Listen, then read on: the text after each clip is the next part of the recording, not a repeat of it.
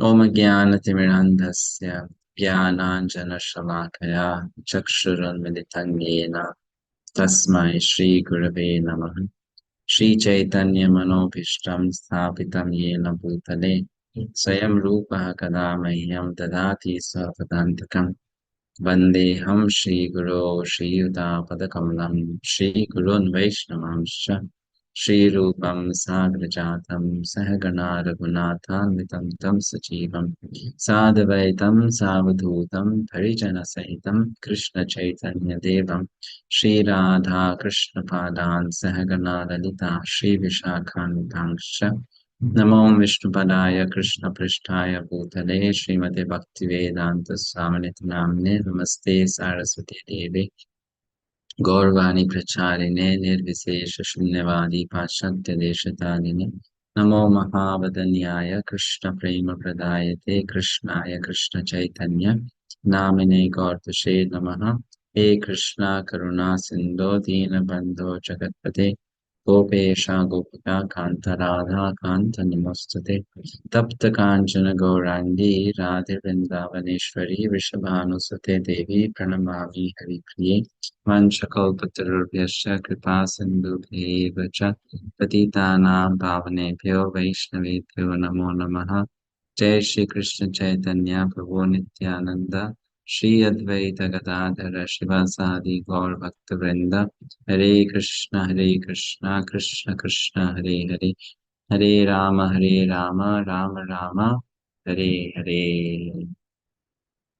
A quick announcement: request all of you to kindly log in with your name with which you have registered into the course so that we can mark your attendance. Like I can see someone here has logged in as iPhone. So please change your name and make it the name with which you joined in the course. So that we can mark your attendance, please. All right.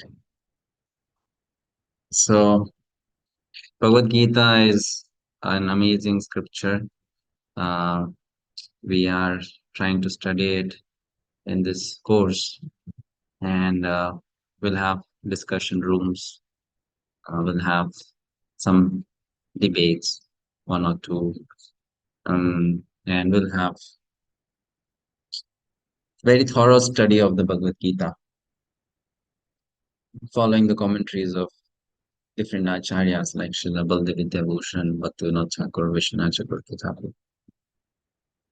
So, um, for Bhagavad Gita, we chose this particular verse as an extra Mangalacharan prayer. You'll see that on the screen now. So we're going to chant it, uh, every session. Namostute Vyasa Vishal Buddhe Pullarabindayata Patra Netre Yena Tvaya Bharata Taila Purnaha Prajvalito Jnanmaya Pradipaha Prapanna Parijataya Putra Vaitraika Panaye Jnanamudraya Krishnaya Gita-amrita Duhe Namah. Request you to kindly change your name to the name with which you registered. If you have registered with your initiated name, then please put your initiated name as display name, like Padmavati Mataji, um, Aparna Mataji. Put your initiated name there, please. The name with which you registered into the course. Make sure that's the name. Or else later on, I'll share the number of Shraddha Ramataji. If there is any confusion regarding the name, you contact her, find out what name is in the attendance sheet, and the next time when you log in with that name only. Okay, fine. She's going to mark the attendance. So we are studying Bhagavad Gita. Let's have a background information about this book given by Srila Prabhupada in setting the scene. Although widely published and read by itself, Bhagavad Gita originally appears as an episode in the Mahabharata, the epic Sanskrit history of the ancient world. The Mahabharata tells of events leading up to the present age of Kali. It was at the beginning of this age, some 50 centuries ago, that Lord Krishna spoke Bhagavad-gita to his friend and devotee, Arjuna, right? Hmm? Some of you are sending message in the chat box. You registered with your previous name, but do you want that name on the certificate? No, I don't think so. So that's why you have to then change. Next paragraph. Their discourse, one of the greatest philosophical and religious dialogues known to man, took place just before the onset of war. A great fratricidal conflict between the 100 sons of Dhritarashtra and on the opposing side their cousins, the Pandavas or sons of Pandu. So in setting the scene, Srila Prabhupada is giving a very quick go through the entire story of Mahabharata, starting from the very beginning to the point the war begins. He's giving a quick glimpse of what brings us to that particular scene, which is on the battlefield, Arjuna and Krishna sitting on the chariot, so that we can understand Bhagavad Gita better, mm, so that we can understand the problem that Arjuna is going through better. Fine. Until unless we, as readers of Bhagavad Gita, understand the problem of Arjuna, we will never understand the solution given by Krishna to Arjuna. And until unless we understand the solution given by Krishna to Arjuna as a concept, we'll not be able to apply those solutions in our life. Because the problem of Arjuna may not be the exact same problem of me, but the nature of the problem is the same, right? So therefore, here Arjuna is being used as a character to portray a philosophical uh, concept, a reality, which I have to use in my life, understanding my situations, my problems, so that I can make my life perfect. Therefore, the background information is very important. Therefore, chapter 1 of Bhagavad Gita is very important, right? Okay, let's read further. Those who want to read can raise your hand, please. I'll give you a chance, paragraph after paragraph. So raise your hand. Okay, Sadarina Prabhu. Read next two paragraphs, please. Yes, bro. Dhritarashtra and Pandu were brothers born in the Kuru dynasty, descending from King Bharata, a former ruler of the earth, from whom the name Mahabharata derives. Because Dhritarashtra, the elder brother, was born blind, the throne that otherwise would have been his was passed down to the younger brother Pandu. When Pandu died at an early age, his five children, Yudhishthira, Bhima, Arjuna, Nakula, and Sahadeva, came under the care of Dhritarashtra, who in effect became, for the time being, the king.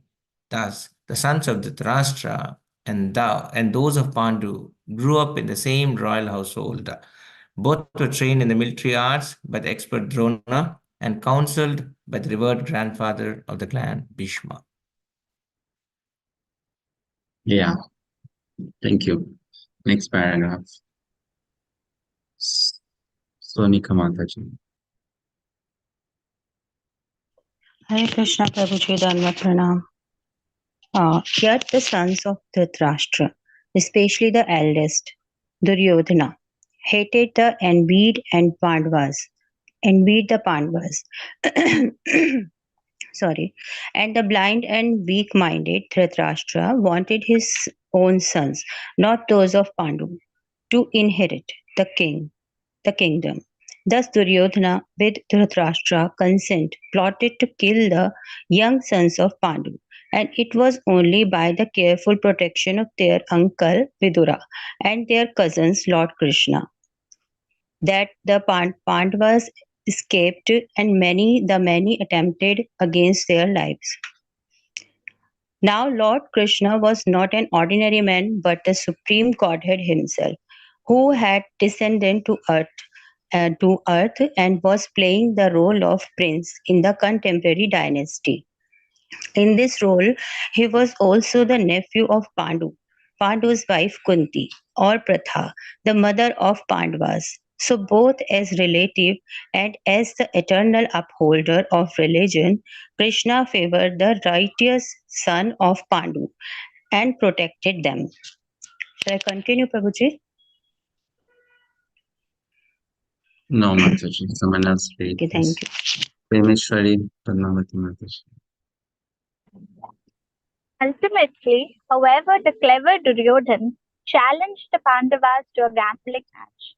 In the course of that fateful tournament, Duryodhan and his brothers took possession of Draupadi, the chaste and devoted wife of the Pandavas, and insultingly tried to strip her naked before the entire assembly of princes and kings. Krishna's divine intervention saved her, but the gambling, which was rigged, cheated the Pandavas of their kingdom and forced them into Excuse 13 me, years, Hare Krishna, please. Others, keep yourself on mute. and forced them into 13 years of exile. Krishi, can you please scroll up? Who is talking there? The background noise is there. Yeah, okay. Yeah. Upon returning from exile, the Pandavas rightfully requested their kingdom from Duryodhan, who bluntly refused to yield it. Duty bound as princes to serve in public administration, the five Pandavas reduced their request to a mere 5 villages. But Duryodhan arrogantly replied that he wouldn't spare them enough land into which to drive a pin. Yes, thank you. Next, Shravani Mataji. Hare Krishna Prabhu Dhanurjana. Throughout all this, the Pandavas had been consistently tolerant and forbearing, but now war seemed inevitable. Nonetheless, as the princes of the world divided, some siding with the sons of Dhritarashtra, others with the Pandavas, Krishna himself took the role of messenger for the sons of Pandu and went to the court of Dhritarashtra to plead for peace. When his pleas were refused, war was now certain.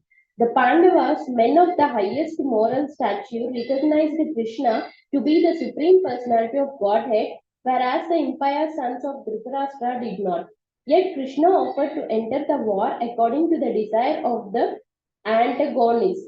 As God, he would not personally fight, but whoever so desired might avail him of Krishna's army, and the other side could have Krishna himself as an advisor and helper. Duryodhana, the political genius, snatched at Krishna's armed forces, while the Pandavas were equally eager to have Krishna himself. Hare Krishna. Hare Krishna. Yes. Guruji, I read further. I'll take your name, please. I'll call your name. Neha Mataji. Hare Krishna. In this way, Krishna became the charioteer of Arjuna, taking it upon himself to drive the fabled bowman's chariot. This brings us to the point at which Bhagavad-gita begins, with the two armies arrayed, ready for combat, and Dhritarashtra anxiously inquiring of his secretary Sanjaya, what did they do? The scene is set with only the need for a brief note regarding this translation and commentary. Hare Krishna. Shall I continue? Vishwapati Mukund Prabhu. Hare Krishna Prabhu, please accept my obeisances. The general pattern translators have followed in rendering Bhagavad Gita into English has been to brush aside the person Krishna to make room for their own concepts and philosophies. The history of the Mahabharata is taken as quaint mythology, and Krishna becomes a poetic device for presenting the ideas of some anonymous genius, or at best, he becomes a minor historical personage. But the person Krishna is both the goal and the substance of Bhagavad Gita, so far as the Gita speaks of itself. Thank you, Prabhu. Continue. This translation then and the commentary that accompanies it propose to direct the reader to Krishna rather than away from him. The Bhagavad Gita thus becomes wholly consistent and comprehensible. Since Krishna is the speaker of the Gita and its ultimate goal as well, the Bhagavad Gita as it is presents this great scripture in its true terms. Thank you, Prabhu. Yes. So Srila Prabhupada gave a background to the whole story. And at the end, he emphasized why this particular commentary was required. Because in other commentaries, Krishna is put aside, right? Just as a great personality, but not presented as the supreme personality of God. So here he wants to bring the focus of Bhagavad Gita back on Krishna. To present Bhagavad Gita from Krishna's perspective, not one's own perspective, right? That is required. So Mahabharata is a wonderful literature written by Srila Vyasadeva. We know that. He wrote Mahabharata for the purpose of attracting less intelligent people onto the path of dharma through the beautiful, adventurous, exciting story of Mahabharata. He brings the reader to a point where you're glued to the screen. What's going to happen next? And that's where he inserts the message of Bhagavad Gita. Because everyone is eager to know what will happen. Will Arjuna fight or not? This is how you teach to less intelligent people. You teach them through stories. If you teach them philosophy directly, they'll go to sleep. Right? So you tell them story, there has to be drama, something which is emotional, they can relate to, right? And when they begin to understand, oh, this character's life is somehow related to my life, then they begin to take interest and maybe derive some lessons from it. Hmm. So Vyasadeva has very intelligently placed Bhagavad Gita in the right place, where it's like the peak of the story, the climax. And now everyone is going to be very, very attentive. That's where the Bhagavad Gita comes. The message, the key message, the whole essence of Mahabharata is Bhagavad Gita. Bhagavad Gita, Bhagavat means God and Gita means song, right? Isn't it? So generally it is translated as the song of God. But Krishna did not sing it, isn't it? Krishna just spoke it. Still it is known as the song of God. Why? Because we have heard from Ramaji, he says that in Golokdam, every talk is a song and every walk is a dance. So though Krishna is speaking, Krishna is not singing. It looks like a song. It's so beautiful. Therefore, Bhagavad Gita, there's so many Gitas we know. Isn't it? Uddhav Gita, Gopi Gita, they're songs. So like that Bhagavad Gita, the song of God. So there are verses composed by Acharyas glorifying Bhagavad Gita. And we read some verses, like I showed you these two verses. They are from Gita Dhyanam, a set of verses composed by Adi Shankaracharya. So one is to glorify Vyasadeva and the other is to glorify Bhagavad Gita speaker, Lord Krishna. The verse is Namostute Vyasa Vishala Buddhe. I offer my obeisances to Vyasa, whose buddhi is Vishal, whose buddhi is great, vast, whose intelligence is vast, right? Fulla Ravindayata Patra Netre, whose eyes are like what? Blossomed. Blossom what? Lotus flower, lotus petal, like that. Then Yena Tvaya Bharata Taila Purnaha. So he has composed here, Bharata refers to Mahabharata. He has composed Mahabharata, which is like what? Which is like Taila, the oil of a lamp. Purnaha. Prajvalito. But when you lit the lamp, then that lamp produces light. So the verse means Mahabharata is like the lamp. Mahabharata is like the oil, and the light given by that oil is Bhagavad Gita. prajvalito jnanamaya pradipaha. So Mahabharata is the oil of the lamp, Gita is the light of the lamp. That's the importance given here. And then next is Prapanna Parijataya Totra Vaitraikapanaye Jnana Mudraya Krishnaya Gita Amrita Duhe Namaha. Krishna is standing in Jnana Mudra, right? And instructing Arjuna. And he's milking the Vedas. The Vedas are compared to cow. So he's milking the Vedas and producing the milk known as Bhagavad-gita. Gita Amrita. The Amrita of Bhagavad-gita is giving to people through Arjuna to drink. So these verses are very beautiful. We'll be chanting every session. Now, Mahabharata and Bhagavad Gita correlation is also presented in this way. There are 5 main topics given in Mahabharata. This is a study of the Acharyas. They have presented in this way. Request all of you to kindly turn on your video cameras, those who have put it off. So, Mahabharata has these 5 topics. Yudhishthir's Dharma Nishtha. If throughout the Mahabharata you'll find this is prominently visible, that Yudhishthira Maharaj is very devout in following dharma, dharma nishtha, right? Then next is Karna's dana shilata. Karna is known in the Mahabharata as the great charity giver, right? As a donor. Then Nakula's Samashilata. Samashilata means being equipoised. So Nakula was considered as very equipoised.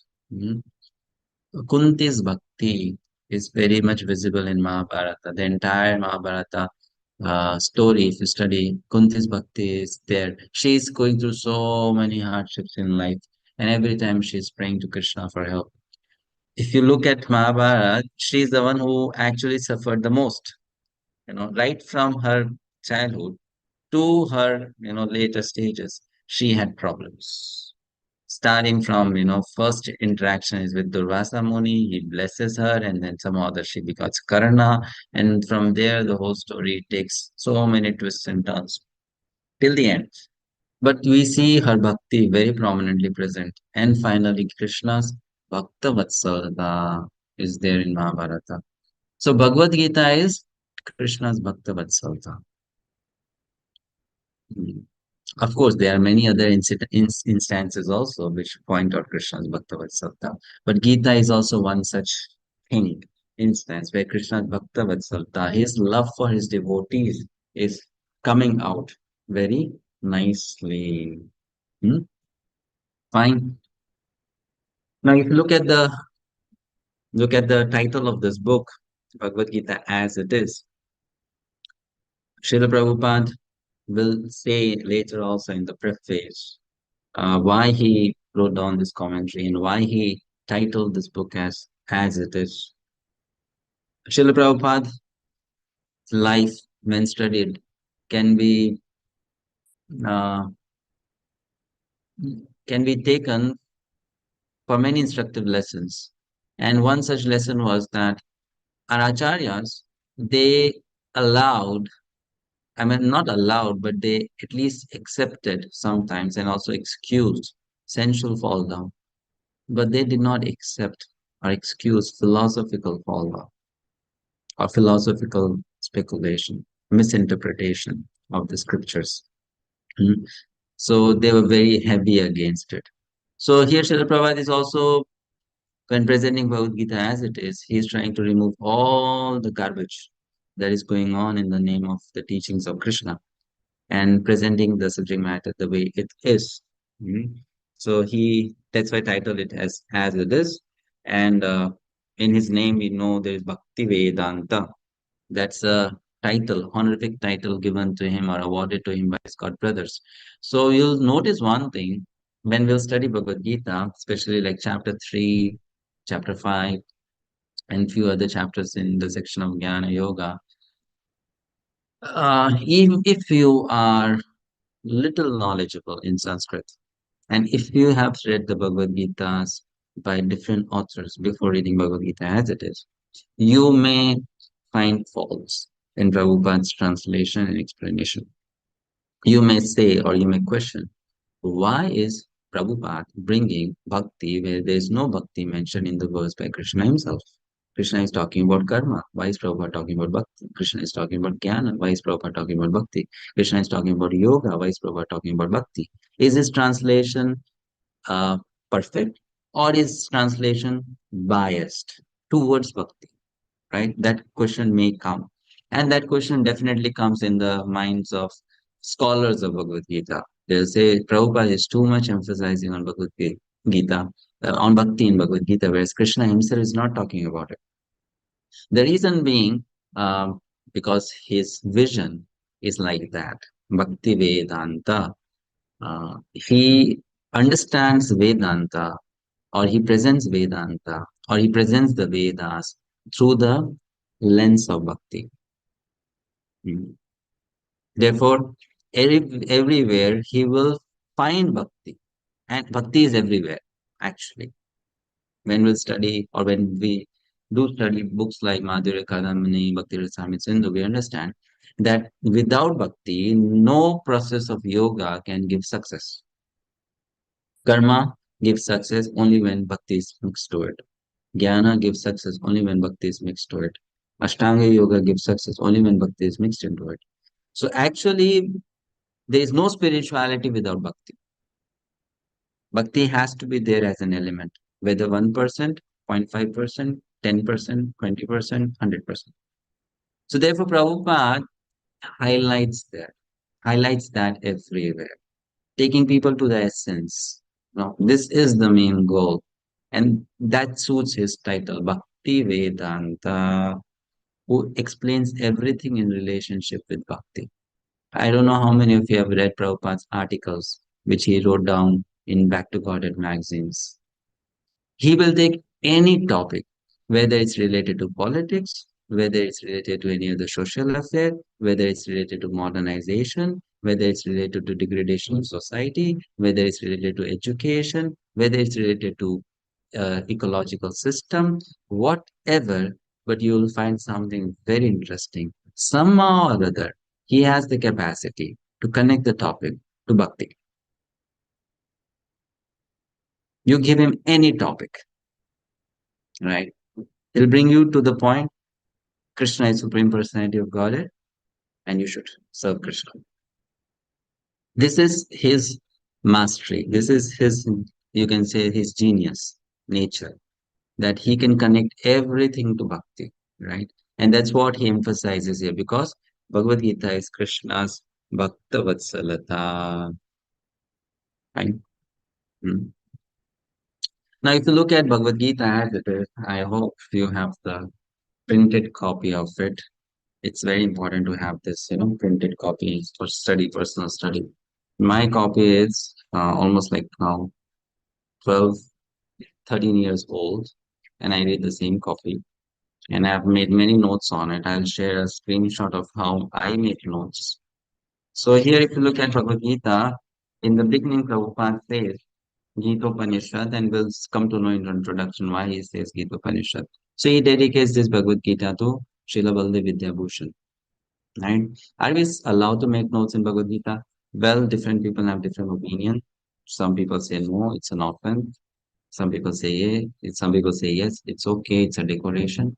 So it's up to you. But we can avoid cutting the words. However, if you like, you can write on the extra space given on the edges of the book. That's okay.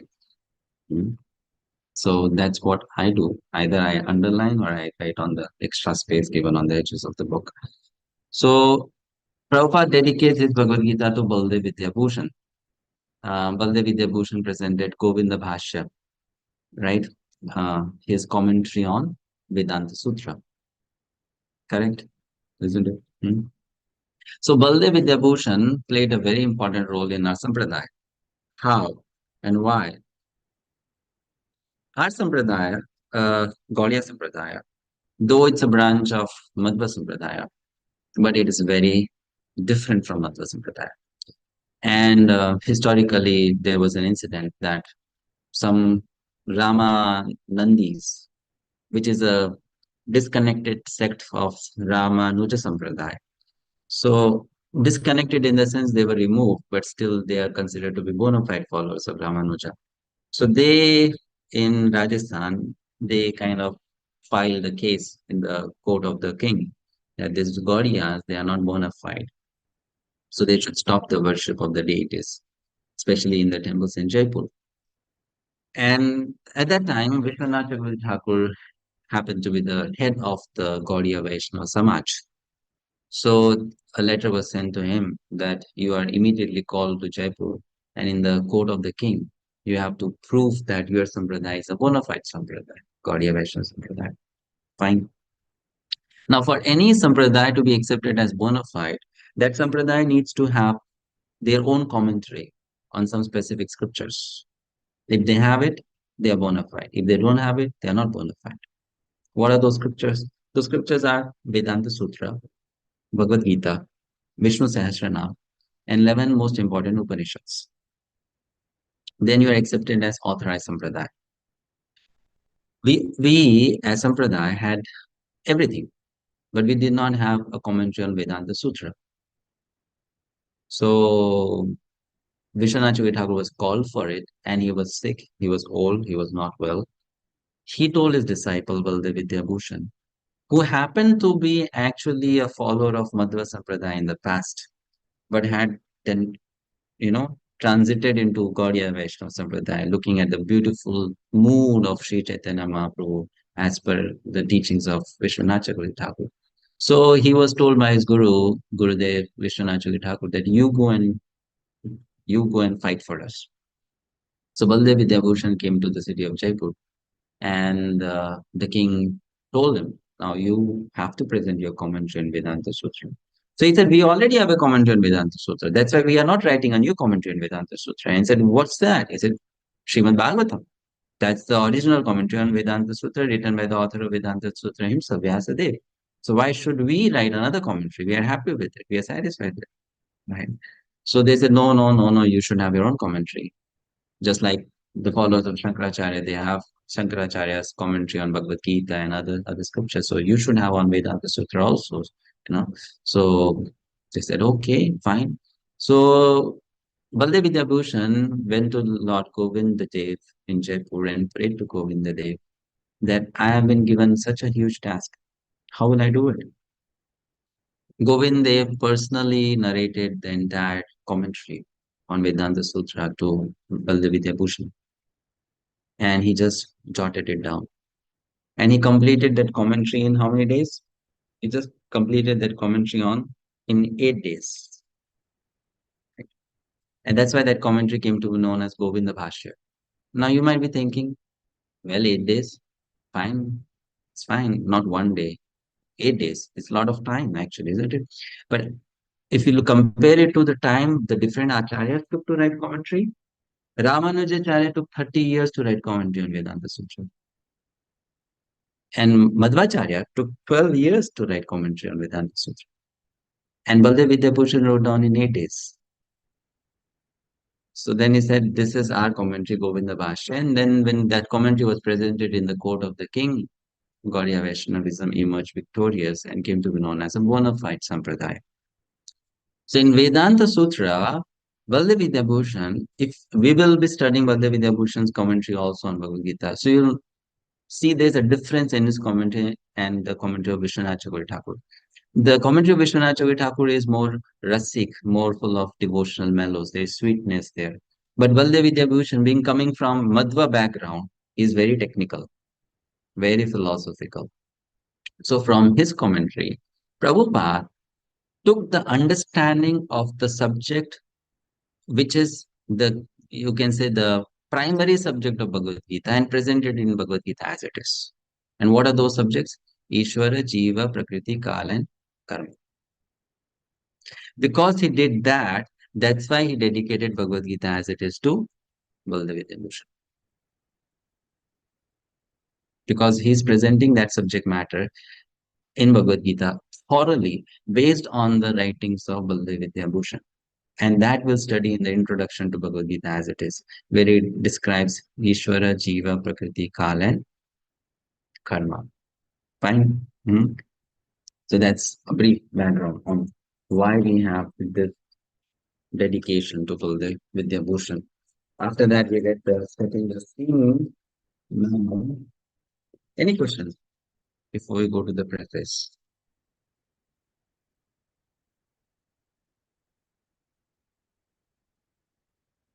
If you have a question, you will have to raise your hand, but how would I know that your hand is up for reading of a question? You can just unmute yourself and ask a question if you have a question. Prabhuji, why is it named Govind Bhashya?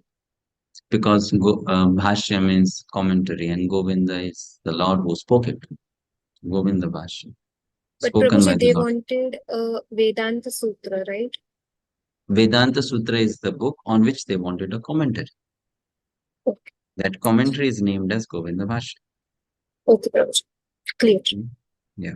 Bhashya means commentary and Govinda because Govinda spoke it. Fine. So Baldev Vidyabhushan is giving the credit to Lord Govinda. Hare Krishna, Okay. Prabhuji. I had a question. You mentioned 4 requirements. One was the commentary on Vedanta Sutra. What is the second one, Prabhuji? Vishnu Tatnamam and 11 more important. Bhagavad-gita and 11 most important Upanishads. Thank you, Prabhuji.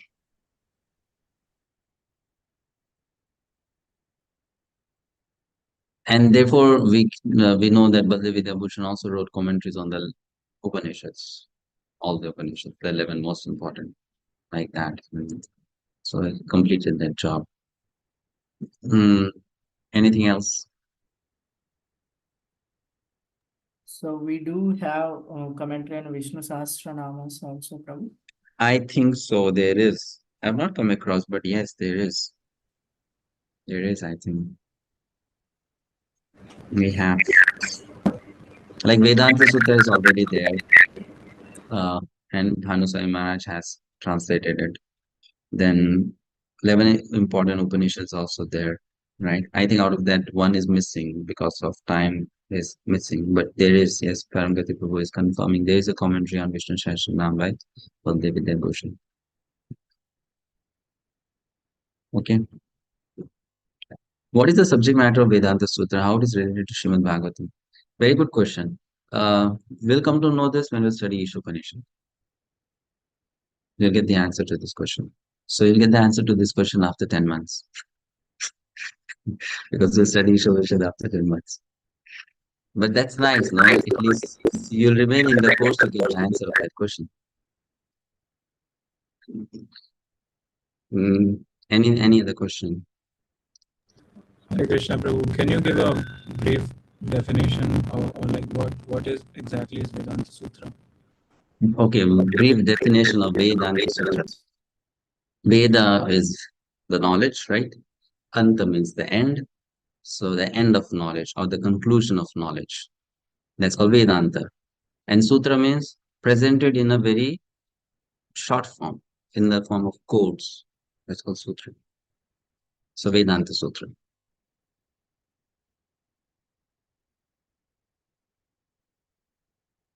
Okay. Yes, sir. Okay. When Madhvacharya already wrote the why did Ramanand is not? Why did the Ramanand accept? Because though Madhvacharya has already written a commentary, Ramanandis did not accept it because Gaudiya Vaishnavas, they say we are followers of Madhva. They say Brahma, Madhva, Gaudiya Sampradaya. But then many things don't match with Madhva.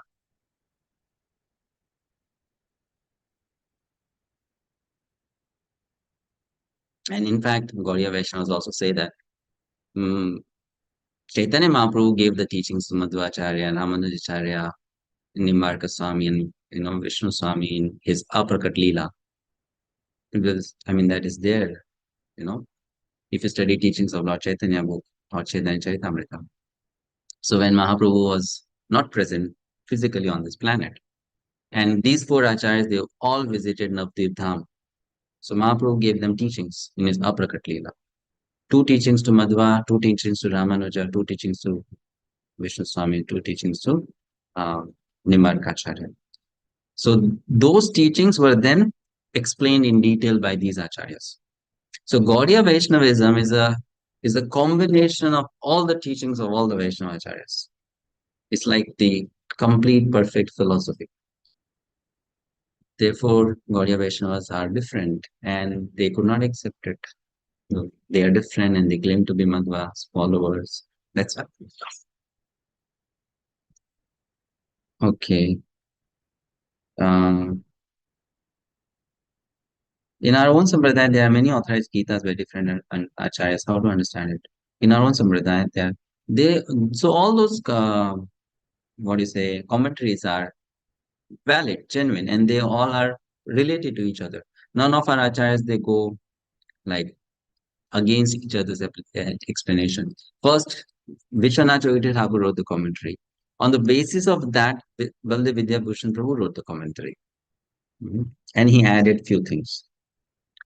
Then Bhaktivinoda Thakur wrote a commentary on the basis of these two commentaries, but he wrote it for very simple people who understand Bengali, basic Bengali, right? Made the concepts very simple. And then Prabhupada wrote the commentary for English audience. And their commentaries all match. They don't differ from each other. Why Hare Krishna, why Gaudiya Sampradaya with Madhva instead separate Sampradaya? I do not understand the question. And Shankaracharya and Ramacharya belong to Vaishnava Sampradaya? No, Shankaracharya is not Vaishnava Sampradaya. Shankaracharya belongs to non-Vaishnava Sampradaya, right? His is a different Sampradaya on line. They follows Advaitavad, correct? So they are not Vaishnavas. Ramanandi branch is considered bona fide, yes. It is. It is considered as a branch coming out from Sri Sampradaya, from the Ramanujacharya. Vishwanath Chakravarti Thakur was Siksha Guru of Baldev Vidya Bhushan Prabhu. Yes, he was a Siksha Guru of Baldev Vidya Bhushan. Okay, got it? Ratnangi Mataji, your question is not clear. We are under Brahma Sampradaya, Madhva Sampradaya, Brahma Madhva Gaudism. Why we are not just Brahma Gaudism? Okay, good question. Because when Mahaprabhu came, though he's Supreme Personality of Godhead, he has to follow what? The standard he himself has set. What is that standard? You have to belong to one of the Sampradayas. So there are 4 original Sampradayas, right? So he chose to belong to one of them, and one of them was Madhva Sampradaya. Why he chose Madhva Sampradaya? That may be another question, isn't it? Why not Sri Sampradaya? Not well, because Madhvacharya, he emphasized on something a lot, which is what Sri Chaitanya Mahaprabhu also wanted for Kali Yuga. Or what is that? What is that? Sankirtan moment. Hare Krishna. No. What is that?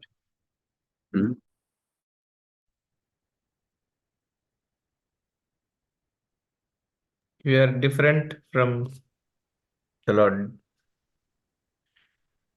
Dvaitam.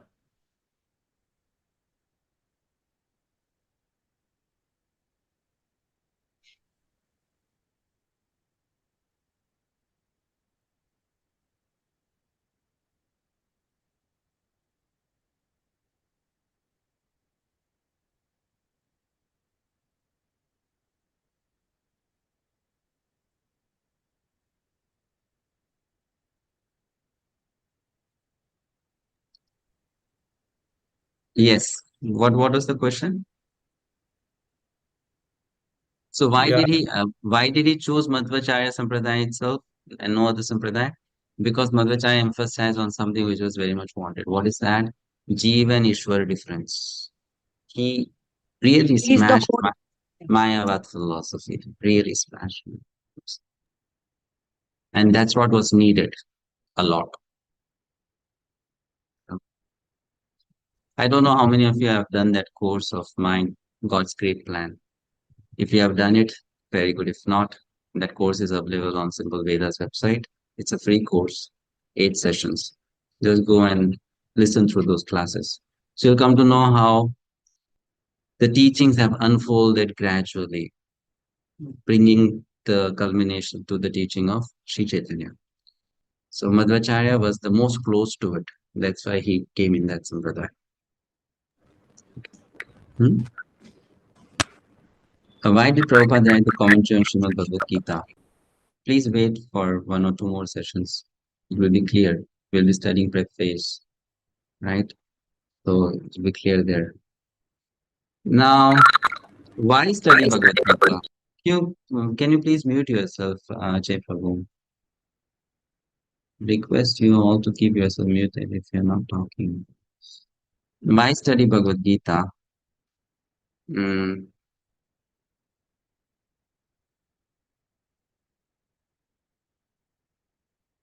Why study Bhagavad-gita? This is something taken from Prabhupada's purport, from darkness to illumination. Someone please read it. Once Yeah, Can I read, Hemant. Prabhu? Yeah. Hare Krishna, Prabhu, Dhanat Pranam. Once ignorance can be removed by the instruction of the Bhagavad-gita, which teaches one to surrender unto Lord Sri Krishna in all respects and become liberated from the chained victimization of action and reaction, birth after death. Bhagavad-gita 2.50 purport.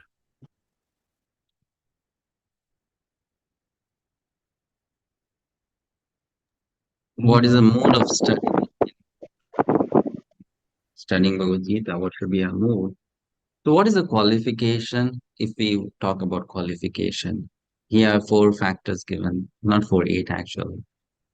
So which of these will decide our qualification to study and understand Bhagavad-gita? Devotion. Devotion, sadhana. Okay. Character. Good character. Faith. Sadhana. Only Faith. sadhana. Faith. All of them. Faith and devotion. All of them. All of them. All 8. All required. Faith. Faith. Only faith. Devotion and faith. Devotion and faith. Yeah, devotion and faith. All of them, Prabhu. All of them. Well, when we study it properly, we'll come to know. Memory power, is it really needed to understand Bhagavad-gita? Not really.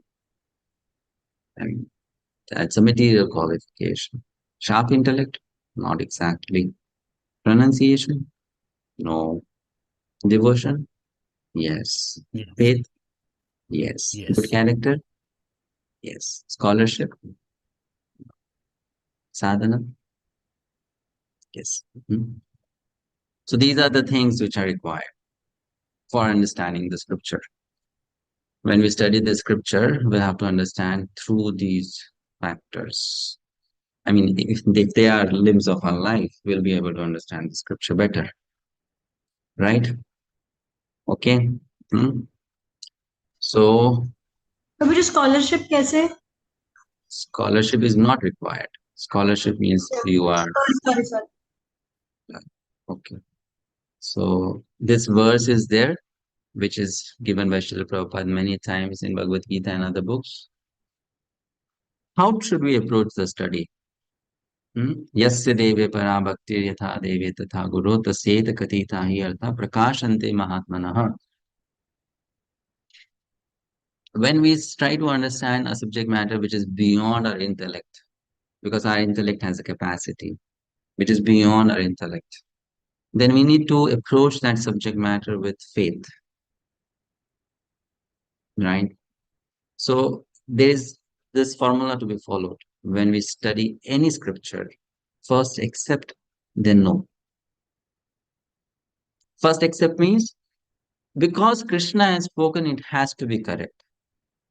It cannot be wrong. That is acceptance. Whether I understand it or I don't understand. So first accept. Now when you accept it, that means you are becoming surrendered to Krishna. You are not challenging Krishna's authority. You are submissive, you are humble. That submissiveness, that humility will attract Krishna's mercy. And that mercy will do what? Prakashante. That mercy will make you understand the knowledge, because the knowledge will be revealed into your heart.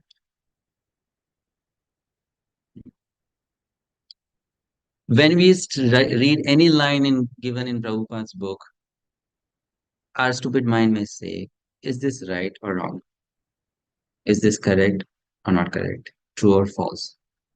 Should I accept it or not? Well, my crooked intelligence doesn't allow to accept it. Or my sophisticated intelligence is allowed to accept it. But then our attitude should be, because it's written by Krishna, it's written by a pure devotee of Krishna, it has to be correct. Rather than questioning whether it is right or wrong, just change your question and make it, it is right. How is it right? Right. First accept, then no. Now, when you study Bhagavad-gita as it is with this formula, I promise you, I assure you, Bhagavad-gita will unfold so many teachings in your practical personal life, because you're accepting Krishna's guidance. So you accept it, then you know it, right? You don't challenge it. It is correct. I don't know how. So Krishna, please help. So prakashante, then that knowledge is revealed in the heart. Oh yes, this verse actually has this particular lesson. This verse has to be understood in this way. So this is the mood we are going to study Bhagavad-gita with. We'll try. Then we'll understand it better than before. And every time we read it, we'll understand it better than before. Okay, so I'll give you a short break. We'll meet after the break for 5 minutes. I give you a break. Then we continue our discussion. Fine. Thank you. Okay, we come back.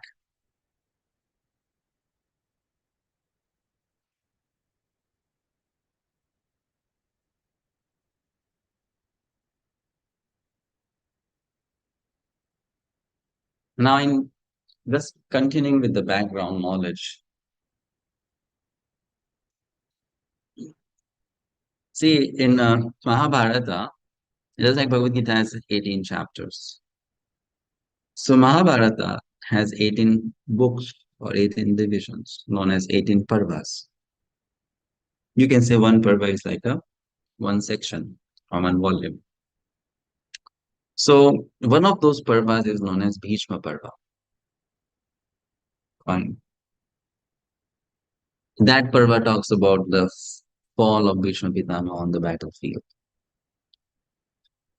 In that parva, Bhagavad Gita comes in the chapters 25 to 42. Let me tell you something very interesting. As per our understanding, when did Krishna speak Bhagavad Gita to Arjuna? He spoke on the first day. The battle is not yet started. Right? But when you read Mahabharata, then Bhagavad Gita comes in Mahabharata, in the chapter which ends with the 10th day of the battle.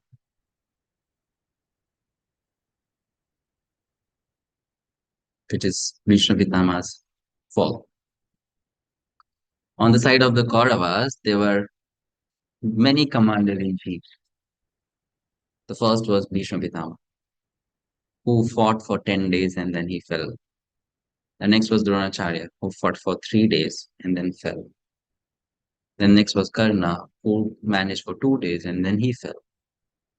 Then there was Shalya, who managed for 1 day and then he fell. And there was Ashwatthama, who managed for 1 day and then he fell. Like that, right? So Bhishma Pitama managed to hold the command for 10 days, and then Arjuna pierced his body with so many arrows that he was then lying on the ground on the bed of arrows. After that, you find Bhagavad-gita and Mahabharata.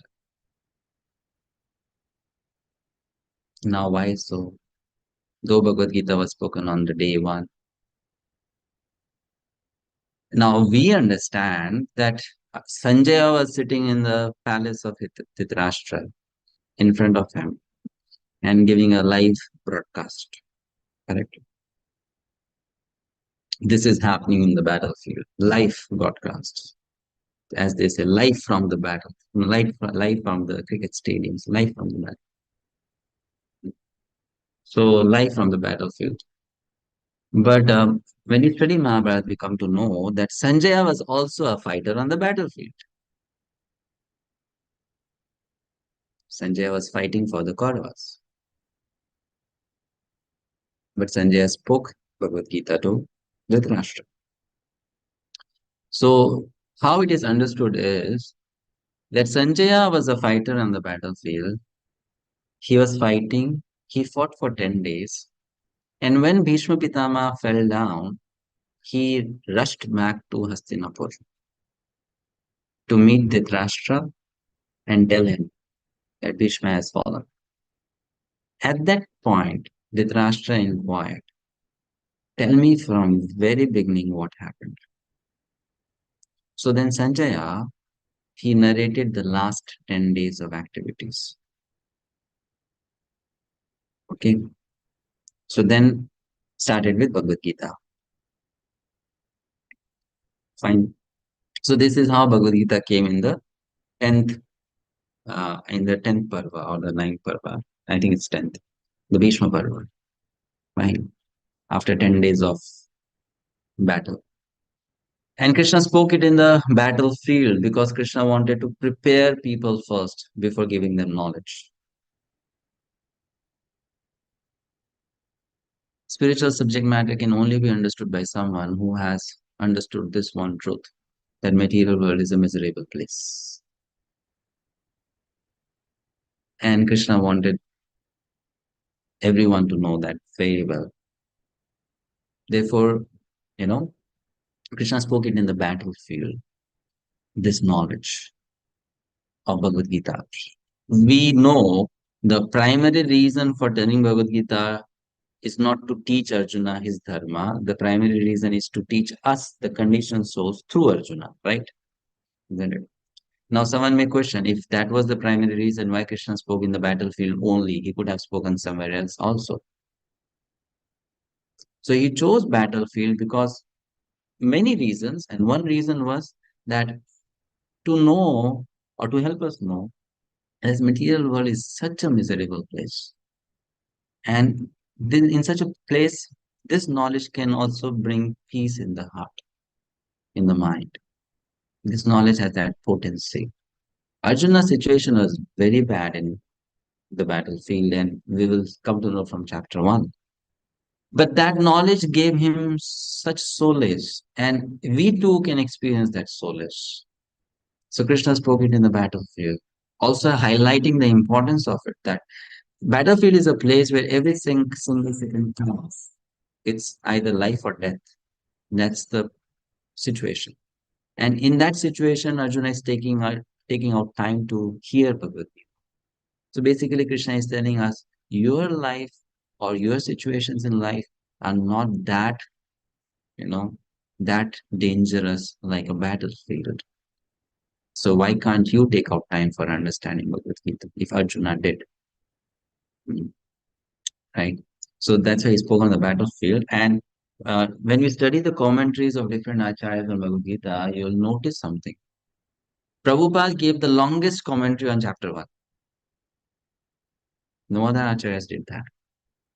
Because chapter 1 is story. So all the acharyas, they kind of skipped it. Chalo, let's go to the next chapter, the philosophy. But Prabhupada gave longest commentary on chapter 1 compared to other acharyas. Why? Because people in the past, when they read scriptures, they had some understanding of the reality of this world, that this world is a material, miserable place, and we need to get out of it. But Prabhupada has to even tell people, you need to get out of it. That understanding people don't have. Isn't it? Previously, anyone came to the path of spirituality, their first question would be how to get moksha. Isn't it? Correct. Now people come to spirituality, their first question is why moksha? Why? It's not needed. So first of all, Prabhupada has to convince them that get out. How to get out? That's the next thing. So he gave elaborate commentary on chapter 1 that you see this is a dirty place, get out. Explaining very nicely. Fine. This is how his approach is. Okay, let's go to the preface now, which will Hare Krishna explain Prabhuji. why Sorry to he interrupt. wrote this commentary. Bhagavad-gita as it is. Hare Krishna Prabhuji, can I ask something? Quote, are we going? Okay. Prabhuji, I just wanted to ask when Don't Krishna worry, was it's the first class, that's why we are so slow. After that will not be. So, preface, let's read the preface.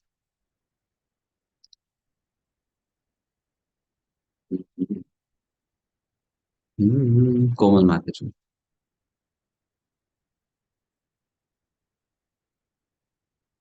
Originally, I wrote Bhagavad-gita as it is in the form in which it is presented now.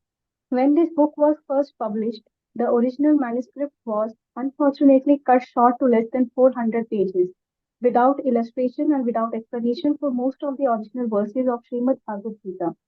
In all of my other books, Srimad Bhagavatam, Sri Ishopanishad, etc., the system is that I give the original verse, its English translation, word for word Sanskrit English equivalent, translation and purpose. This makes the book very authentic and scholarly and makes the meaning self-evident. I was not very happy, therefore, when I had to minimize my original manuscript, but later on when the demand for Bhagavad Gita as it is considerably increased, I was requested by many scholars and devotees to present the book in its original form. Thus, the present attempt is to offer the original manuscript of this great book of knowledge with full paragraph explanation in order to establish the Krishna consciousness movement more soundly and progressively. Hare Krishna.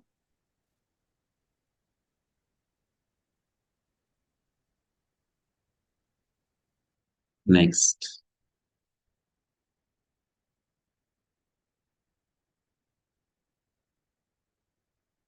Aryan Prabhu.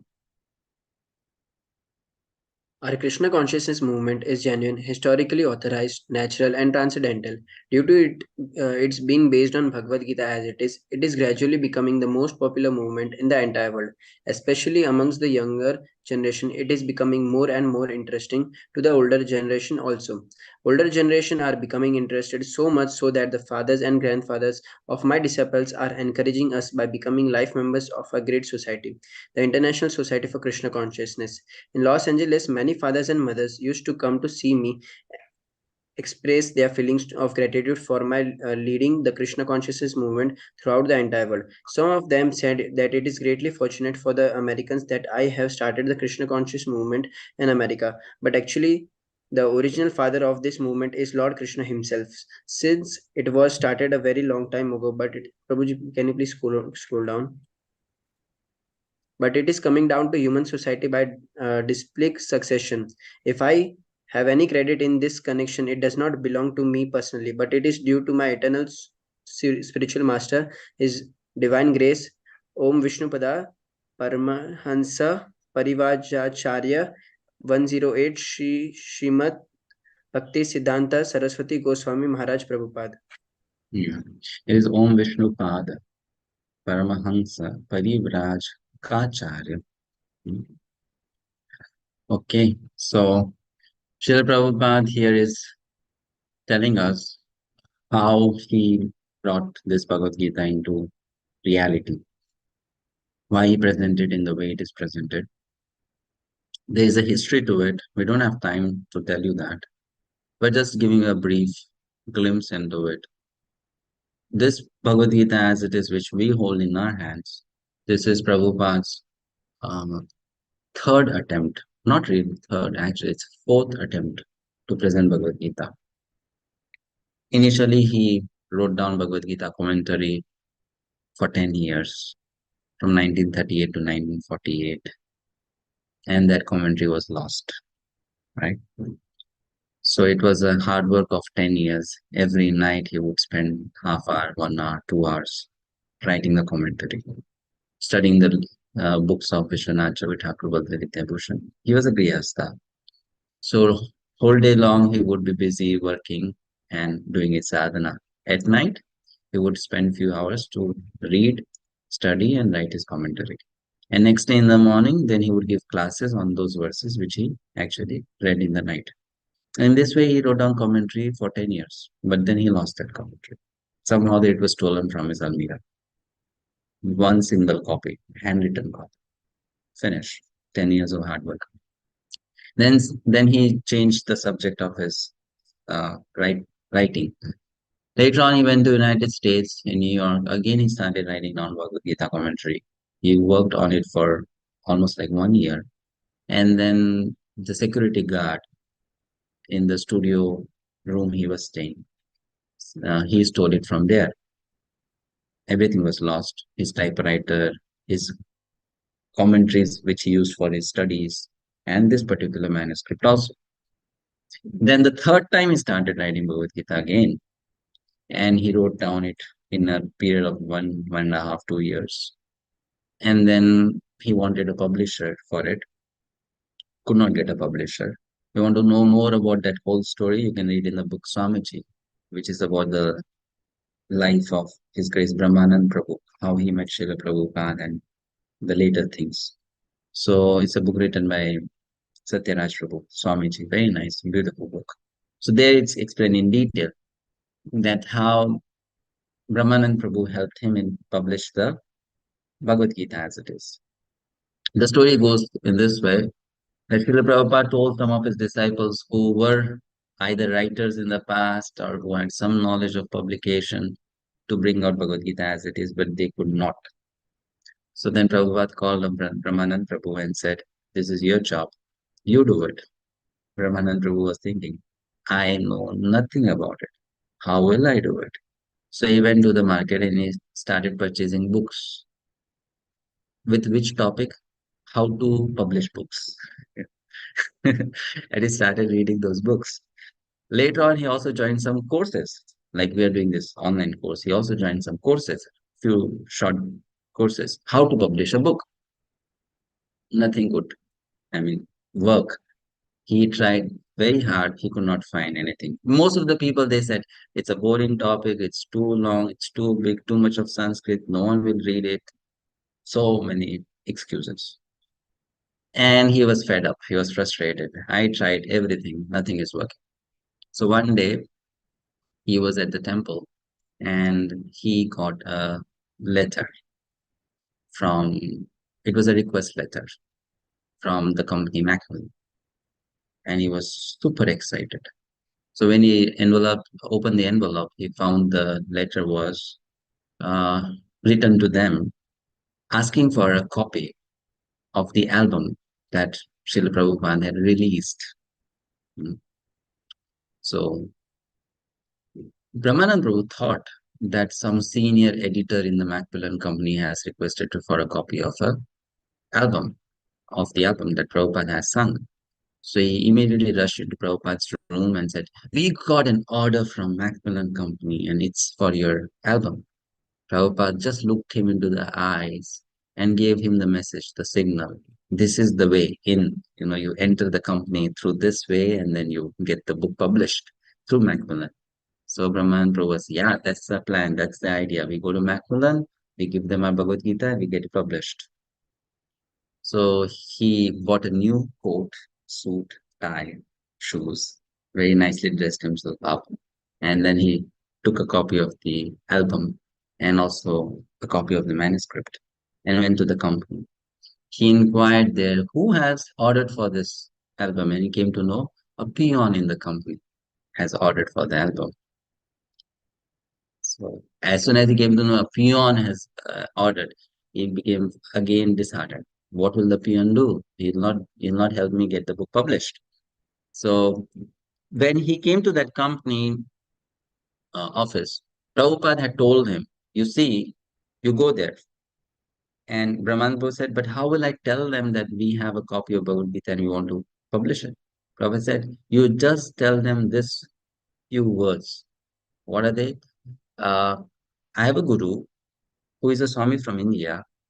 He has recently written a commentary on Bhagavad-gita in English. Will you publish it?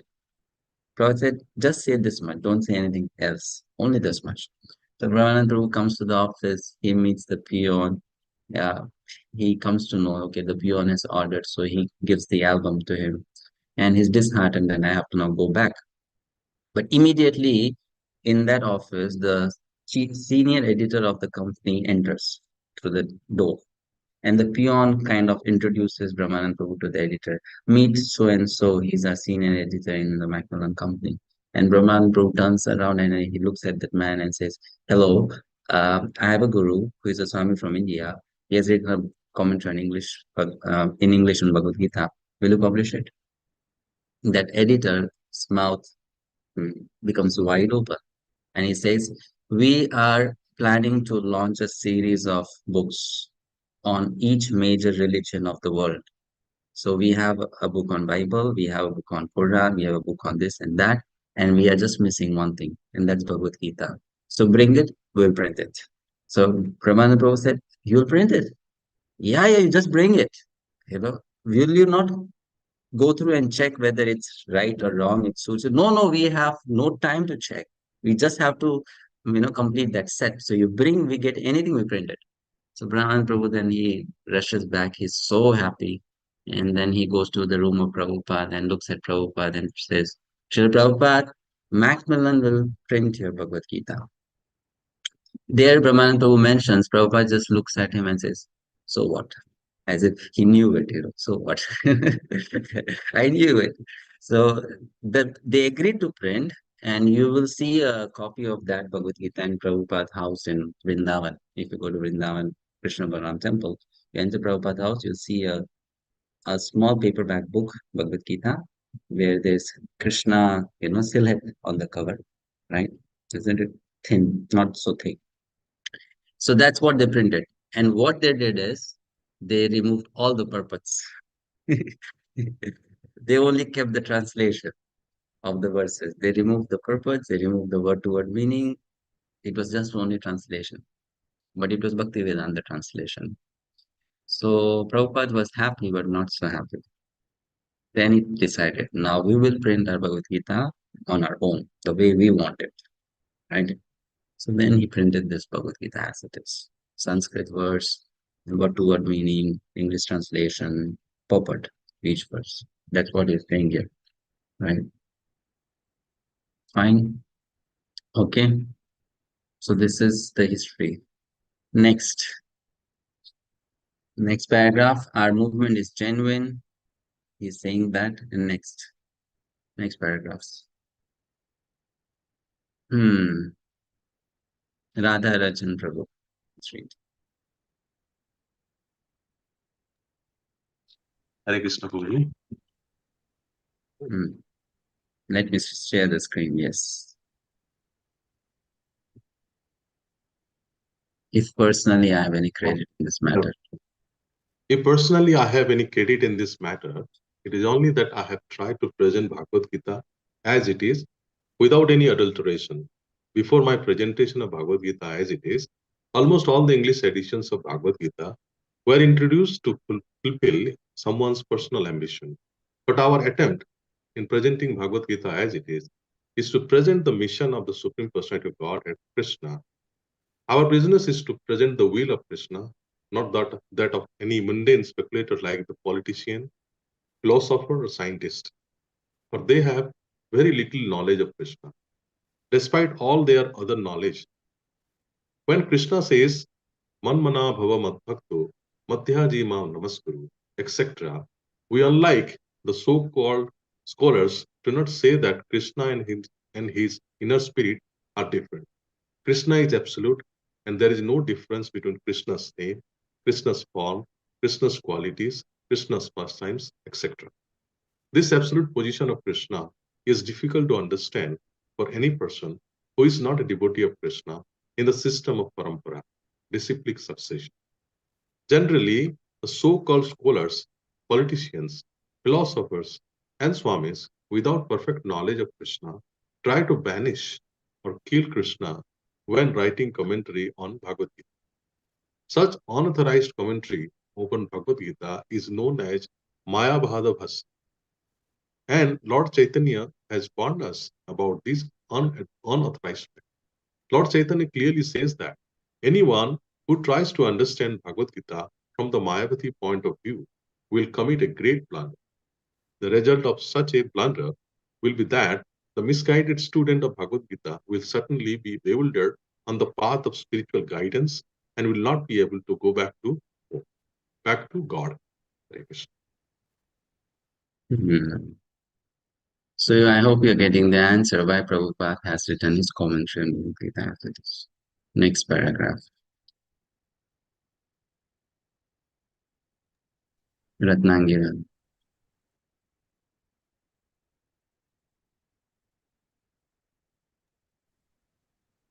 Hare Krishna, Prabhu. Our only purpose is to present this Bhagavad Gita as it is in order to guide the conditioned student to the same purpose of which Krishna descends to this planet once in a day of Brahma or every 86 billion years. This purpose is stated in Bhagavad Gita and we have to accept it as it is. Otherwise, there is no point in trying to understand the Bhagavad Gita and its speaker, Lord Krishna. Lord Krishna first spoke Bhagavad Gita to the sun god some hundreds of millions of years ago. We have to accept this fact and thus understand the historical significance of Bhagavad Gita without misinterpretation on the authority of Krishna. To interpret Bhagavad Gita without any reference to the will of Krishna is the greatest offense. In order to save oneself from this offense, one has to understand the Lord as the Supreme Personality of Godhead as he was directly understood by Arjuna, Lord Krishna's first disciple. Such understanding of Bhagavad Gita is really profitable and authorized for the welfare of human society in fulfilling the mission of life. Hare Krishna.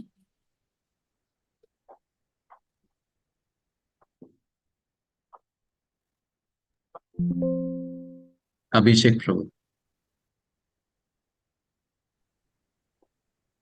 The Krishna consciousness movement is essential in human society, for it offers the highest perfection of life. How this is so is explained fully in the Bhagavad Gita. Unfortunately, mundane wranglers have taken advantage of the Bhagavad Gita to push forward their demonic propensities and mislead people regarding right understanding of the simple principles of the life. Everyone should know how God or Krishna is great, and everyone should know the factual position of the living entities. Everyone should know that a living entity is eternally a servant, and that unless one serves Krishna, one has to serve illusion in different varieties of the three modes of the material nature and thus wander perpetually within the cycle of the birth and death. Even the so-called liberated Mayavadi speculators has to undergo this process. This knowledge constitutes a great science, and each and every living being has to hear it for his own interest. Maichi Mataji. Hare Krishna, Prabhuji, Dandat Pranam.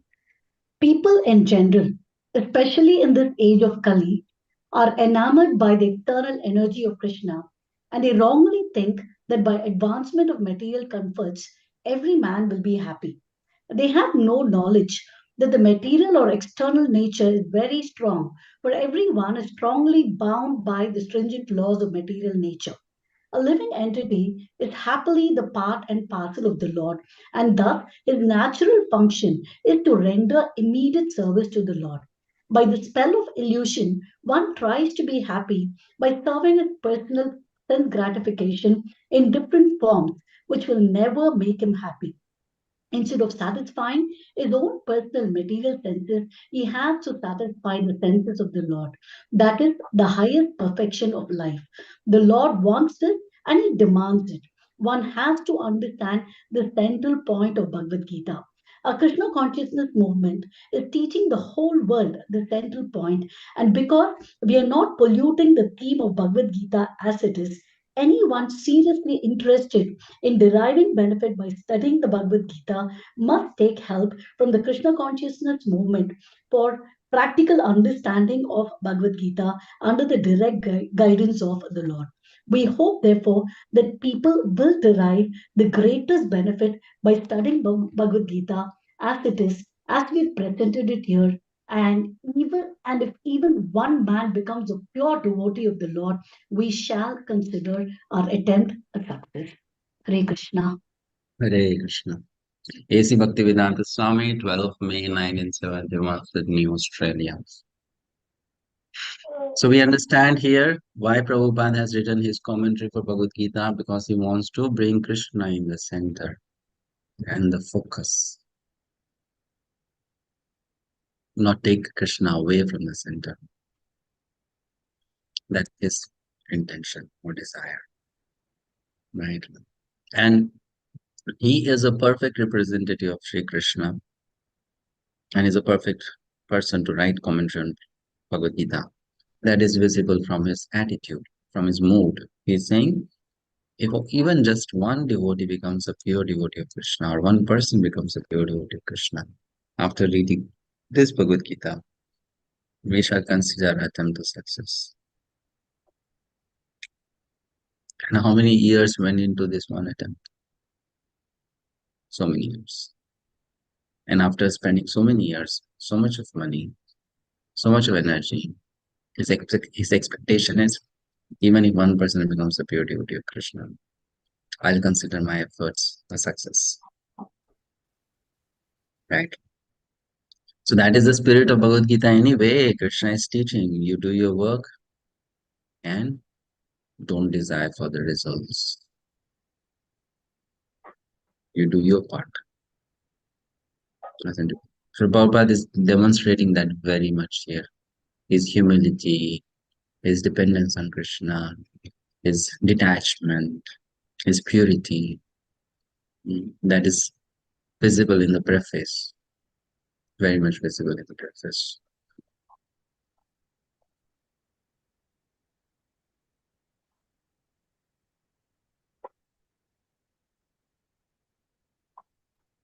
Okay. Yes. Any questions? Hare Krishna, Prabhuji. May I ask a question? Yes, please. Prabhuji, it is said that Krishna spoke Bhagavad Gita to sun God hundreds and years ago, millions of years ago. Then why Arjuna is referred as a first disciple? Then? Why Arjuna is referred as a first disciple? Because it's written here that Arjuna, Lord Krishna's first disciple. Because it's a new beginning of the parampara, no? Okay. We come to know that that knowledge was lost for some time. So it's a new beginning of the knowledge in that parampara. Arjuna is like the first recipient. This is the first disciple. Correct. Thank you. As such, the knowledge of Bhagavad Gita is eternal. So there's nothing like first. The knowledge is eternal. But in this particular time period, Arjuna is the first disciple. Therefore, it's a new beginning of the same parampara. So first disciple. We'll come to know more about it later also. We'll discuss two types of paramparas are there. So for this parampara, it's a new beginning. The other type of parampara is always there.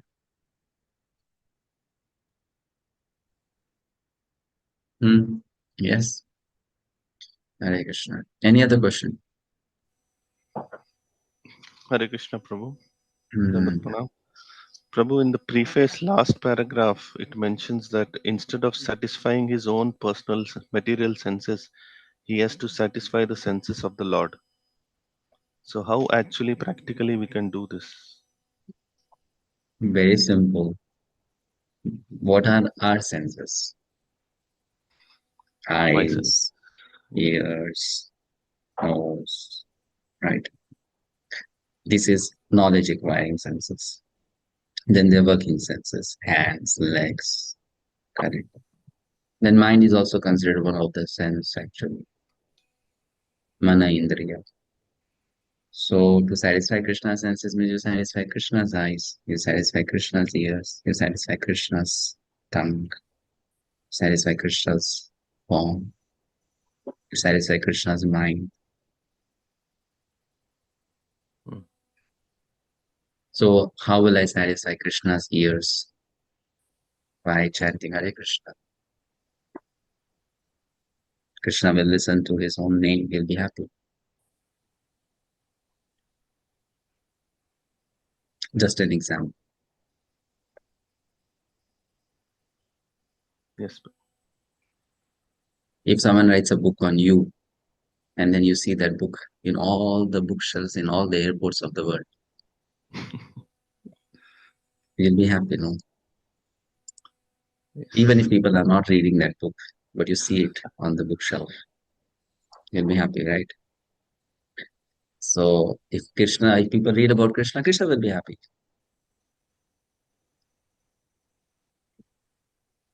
So that's how we satisfy Krishna's senses.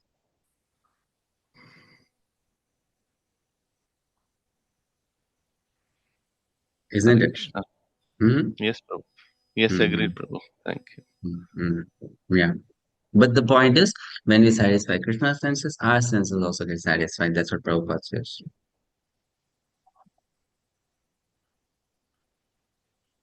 Because he is the origin of all the senses. So you put the water in the root, the entire tree, the branches, the leaves, they get nourished. And today only I was discussing with one devotee. So in this world, everyone is engaged in doing something for someone else. But at the end of the day, people are not satisfied because they are satisfying their senses or someone else's senses. However, when we begin to satisfy Krishna's senses, we'll feel satisfaction.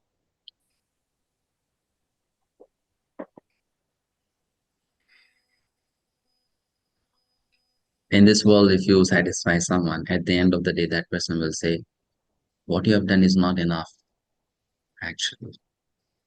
Or you have not done anything great. That was your duty, you know.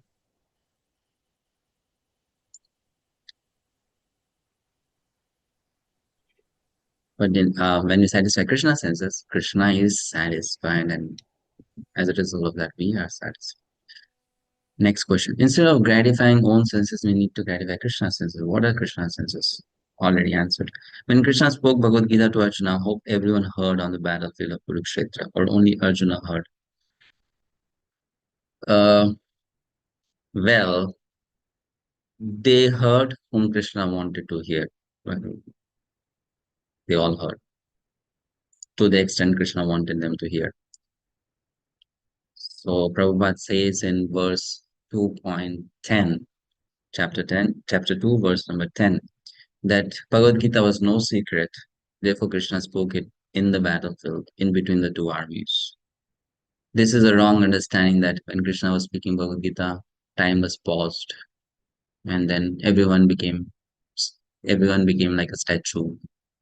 You know, just like in the childhood days, we used to play this game, statue, and then everyone becomes a statue, right? Right? So Krishna did that statue, and everyone became a statue, and then suddenly Krishna started talking Bhagavad Gita to Arjuna. And then Krishna said, release. So then everyone came back to their normal senses. Nothing like that. Krishna spoke Bhagavad Gita in front of everyone. But those who were allowed by Krishna to hear, they heard. Those who did not, they did not. And evidence of that others heard is Vishwapitamaha in his Stuti, in Srimad Bhagavatam, Canto 1, very clearly mentions that you gave the knowledge of Bhagavad Gita to Arjuna when he was in difficulty. So if everyone was like a statue, How would Bhishma know that Krishna is talking Bhagavad Gita to Arjuna?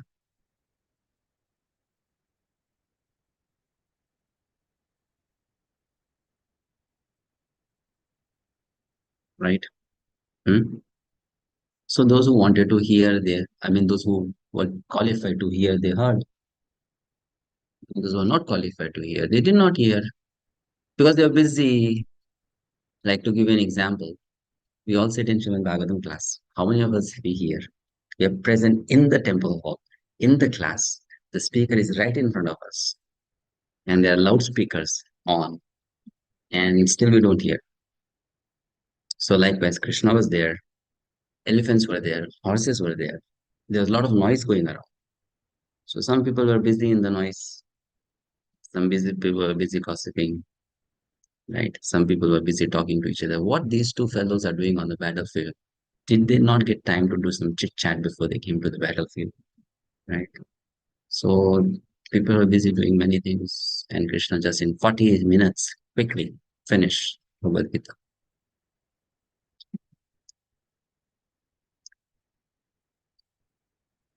Okay. Some people were confused looking at them. What are they discussing?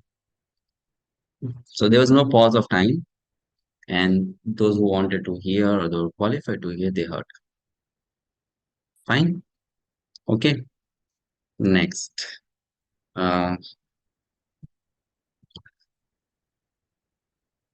Krishna Prabhuji, did Krishna reveal this knowledge to Sanjaya also, along with Arjuna on day one? Maybe. Who separated Bhagavad Gita from Mahabharata? I mean, who created another book to read it? I don't know. How long does it take to speak Bhagavad Gita by Lord? Prabhupada says 30 to 40 minutes. That's what Prabhupada says. 18 days for what? Hare Krishna Prabhu, as you mentioned that Sanjaya was in war and came back to Hastinapur after 10 days and explained about the war after Bhishma in Arrowhead, known as Vyas. They gave vision to Sanjaya to explain this war. Yeah, so it's a contradiction. Good question. So yes, it may appear like a contradiction that Prabhupada says Sanjaya got a special vision to speak, right, about this whole incident to Dhritarashtra, broadcast it. So if, just a second.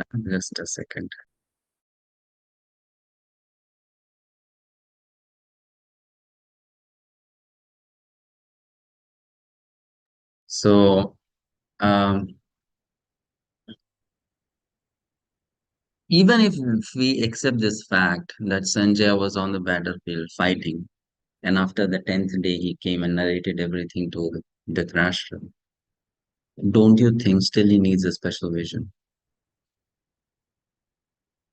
He needs, right?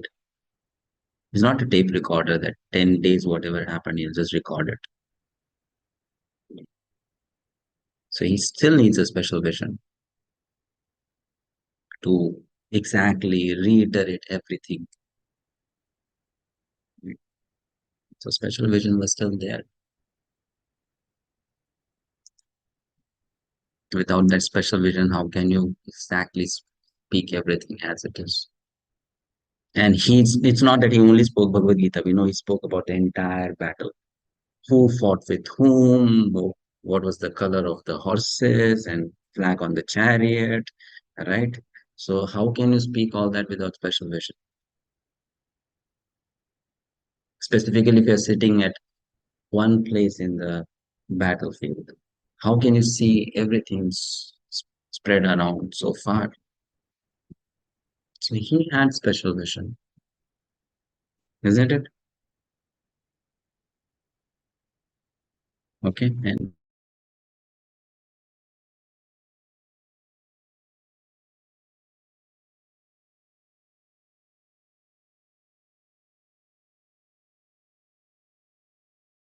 Hare Krishna, Prabhu. Hare Krishna. Prabhu, I heard Bhagavad Gita spoken in 18 days, but you said 30 to 40 minutes as Prabhupada says. Which one is correct, Prabhu? Bhagavad-gita? No. Why Krishna will take 18 days? Oh, okay. It's not logical, no? That Krishna will Oh, take 18 days. okay. How? I mean, if I he said one verse and then they both went to sleep, and then he spoke another verse and then again they both went to sleep, then it will take 18 days, probably. Okay. War happened in 80 days. War happened in 18 days, War yes. was for 18 days. Yeah, not Krishna spoke for 18 days. Then Bhagavad Gita Okay. would not be like this big, then Bhagavad Gita would be like 70,000 verses. Okay. Okay. Thank you, Thank Prabhu. God Krishna did not speak for 18 days, isn't it? Otherwise, otherwise, our Bhakti-sastri course will start.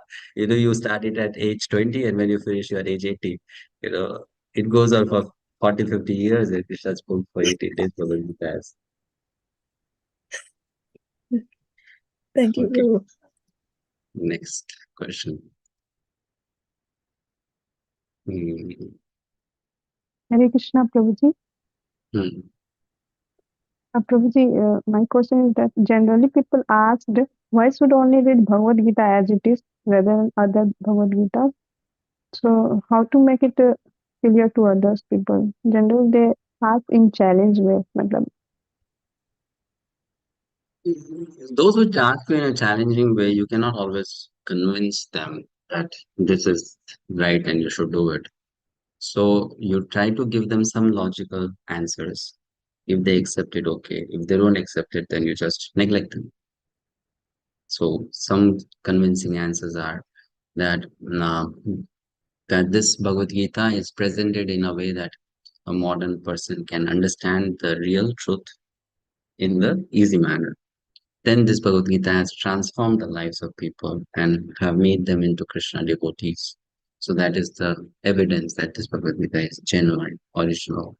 I mean, the way it is from the right sampradaya, like Prabhu is mentioning, or it's very practical. Like that, you can try to explain. If that person has faith, that person will accept and read. If that person does not have faith, then you don't need to waste time with that person. You can pray to Krishna that help him understand. Okay. So there are many reasons we can give, but ultimately it's a matter of faith. If someone has faith, that person will accept and understand. Otherwise, no. Otherwise, they will just keep on arguing again and again. What is the purpose of giving special vision to Sanjay in that particular context? To give Bhagavad Gita knowledge to Dhritarashtra. Special vision was given to Sanjay because Dhritarashtra wanted to see everything and he did not have the eyes. But he had this desire. So then Vyasadeva gave him a blessing. You are not able to see, but my disciple will tell you everything. And Sanjay was a disciple of Vyasadeva. So Vyasadeva gave that vision to Sanjaya, and then Sanjaya told everything to Dhritarashtra.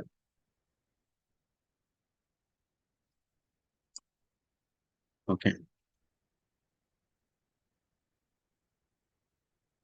Any other question? If your hand is up for reading, you can put it down. Because now we'll read tomorrow.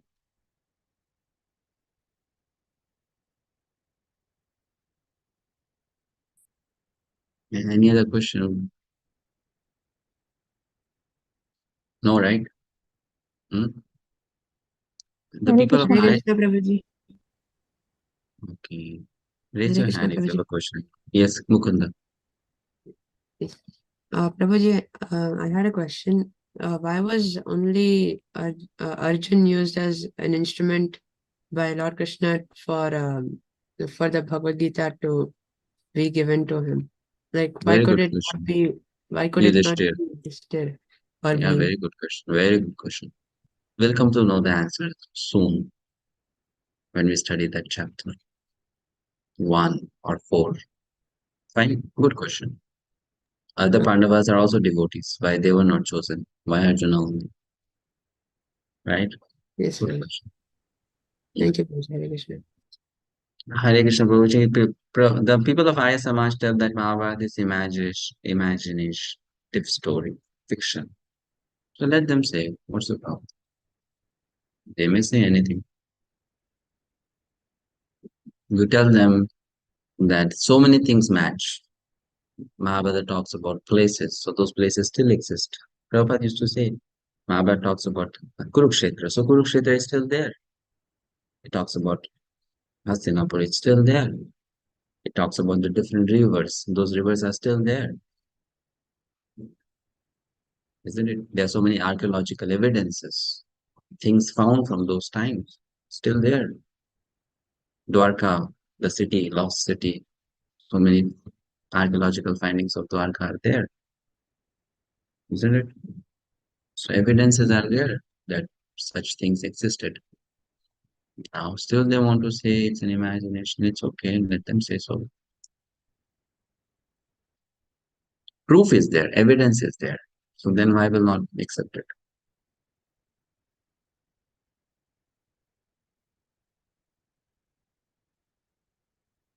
Mega Gupta Maharaj.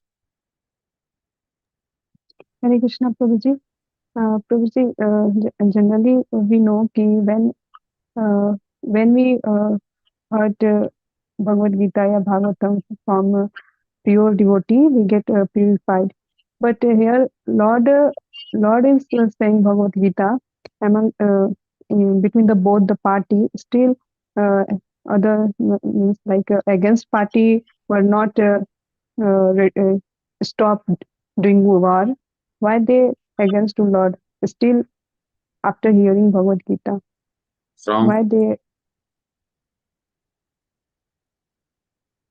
should They, get purified? they did not all hear Bhagavad Gita, right? First of all. Second thing, even if you hear Bhagavad Gita from pure devotee, if you don't have the qualifications required for a reader or hearer of Bhagavad Gita, you'll not understand.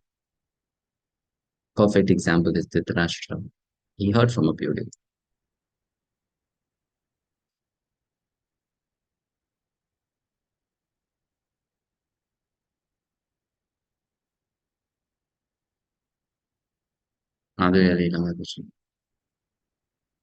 Hare Krishna Prabhuji, I have a question that you mentioned about Ramanuja Sampradaya. So, what is the difference between Ramanandis and Ramanuja?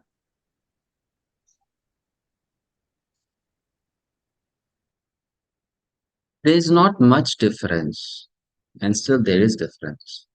One major difference is that in Ramanuja Sampradaya, they accept Vishnu as the Supreme Personality. In Ramanandi, they accept Lord Ram as the Supreme Person. That one major difference is there. And then there will be other differences. Different tilak, maybe different little philosophy. But Ramanandis means their main object of worship is Lord Ram. And otherwise in Sri Sampradaya, the main object of worship is Lord Venkatesh. Lord Vishnu.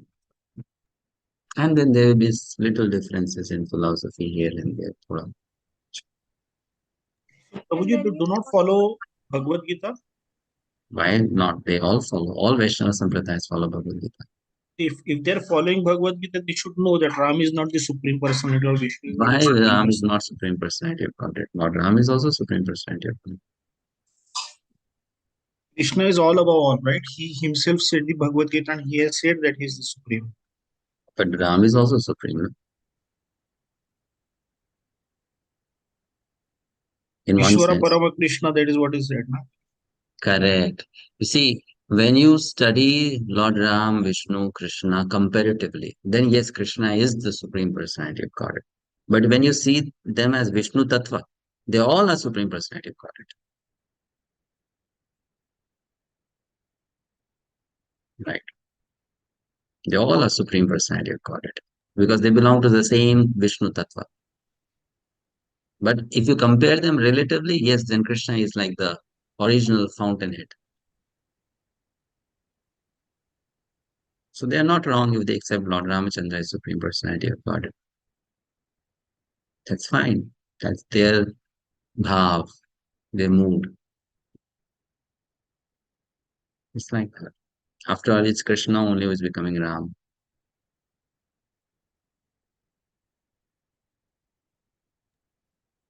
Okay, Prabhuji, thank you. Hare Krishna.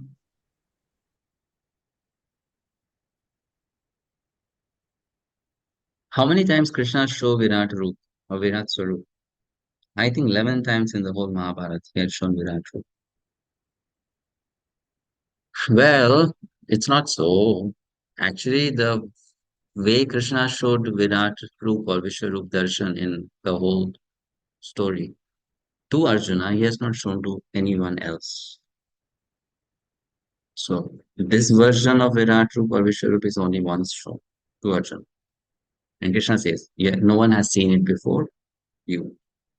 Right? He showed a part of it to Duryodhana, but a part of it, not the full one. That's all. Other than that, it's not mentioned anywhere that he showed the Virat Roop again and again.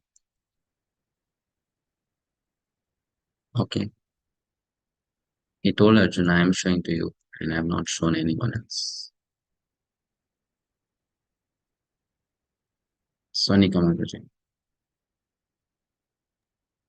Hare Krishna Prabhuji. Prabhuji, what is the meaning of the word Prabhupada? Prabhupada. Prabhupada. Many different meanings are there.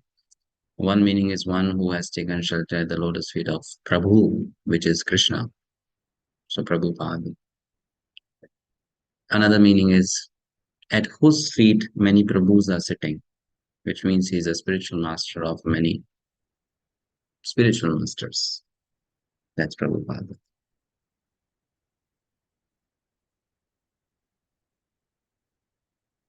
So that's the title given to someone who's like a founder acharya, at whose feet many Prabhus are sitting, many Gurus are sitting. Prabhupada.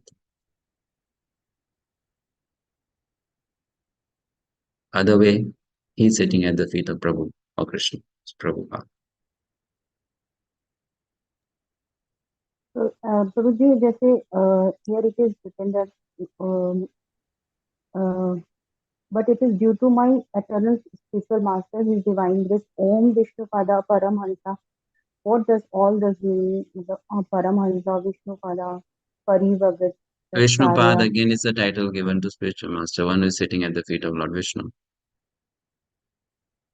Paramahamsa means it's the highest category of sannyasi. Paramahamsa. There are 4 types of sannyasis. Paramahamsa sannyasi is the topmost. So Paramahamsa.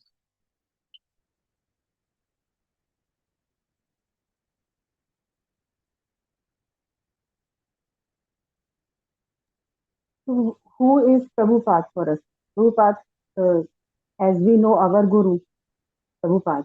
Prabhupada for us is because we have given the title, or that's the title that iskcon has decided to give to Prabhupada as Prabhupada accepted it. For us, we'll say Prabhupada, it will mean Prabhupada, Srila Prabhupada, Bhakti-vedanta Swami Prabhupada. But if we call Bhakti-siddhanta Saraswati Thakur as Prabhupada, we don't become wrong because he is also Prabhupada.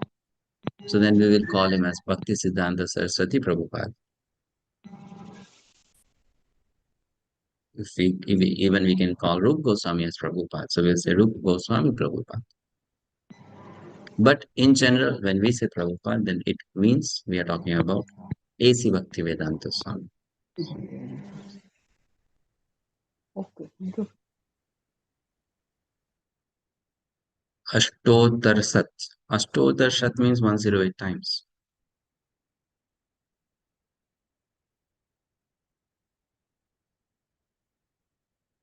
Okay. Fine. I think we are done with the questions. So thank you very much. We'll see you tomorrow. Right? Thank you, Prabhuji. Hare Krishna. Yes. Thank Hare you, Krishna. Hare Thank Krishna. you. Request the students who are Prabhuji. from Gita Shastri to wait. Others can leave. Bhakti Shastri students can leave. Gita Shastri students can wait. Hare Krishna, Prabhuji. Hare Krishna, Prabhuji. Hare Krishna. Hare Krishna, Prabhuji. May I ask a question? Hare Krishna Prabhuji. Thank you, Prabhuji. Yeah, Bhakti-sastri students, please leave. Gita-sastri students, wait. If you have a question pending, ask tomorrow. Okay, Prabhu. Hare Krishna. Mhm. Thank you, Prabhuji. Hare Krishna. Thank you. So request Gita-sastri students to kindly wait. Just few instructions to be given to you. Others can leave.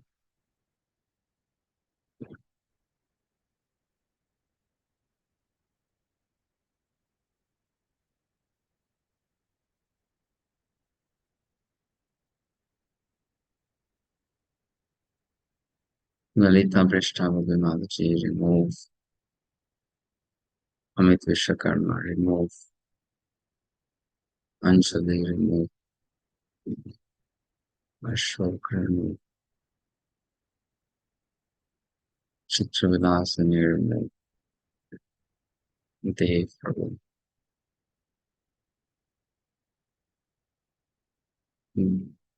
Ananjay, Prabhu.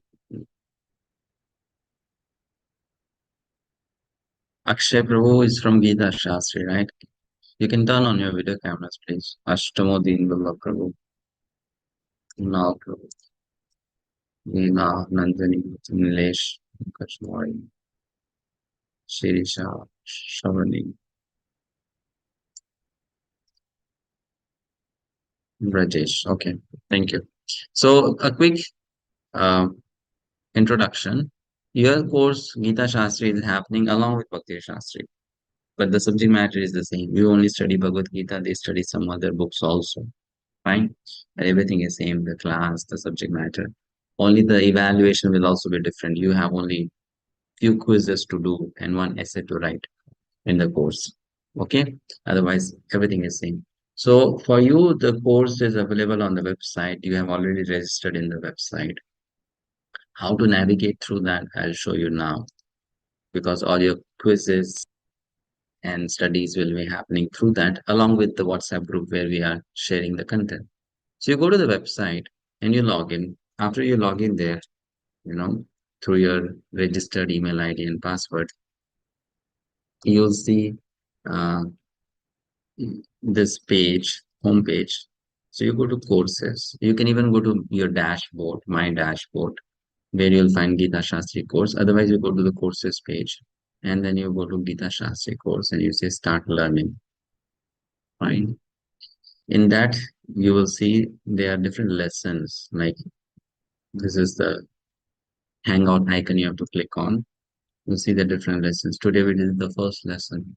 So you'll find the lessons here, the recordings, and also the quizzes that are going to follow later. So you do the lessons, do the quizzes, submit there on time. And also at the end, the essay question will be available. So this is how you go through your course in the website. But we have the WhatsApp group where we'll share all the links for the quizzes, the PDF material, everything, right? So two ways, through the website and through the what do you call, through the WhatsApp group. You study this course, fine. That's the only thing which I had to tell. The examination or evaluation is very simple. We have 19 MCQ quizzes and one essay. Total passing mark is percentage required is 65%. If you score 65%, you pass the course and you get the certificate. Fine. Okay. Any questions regarding this course?